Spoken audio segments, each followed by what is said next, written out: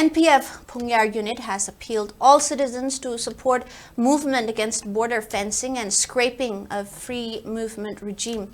In a statement issued by NPF Phungyar unit, stated that Naga People's Front 43 Phungyar Assembly Constituency unit converged at the public ground in Kamjong and staged a peaceful and democratic protest, holding placards and banners against the planned fencing along the artificial and imaginary Indo-Myanmar border and abolition of FMR in Naga ancestral territory by the Ministry of Home Affairs. The Phungyar unit vehemently opposed the proposed construction of barbed wire along the Indo-Myanmar border and scraping of the decades-old FMR without the prior consent of the Nagas, who would be severely affected by such divisive and segregated Berlin Wall-like.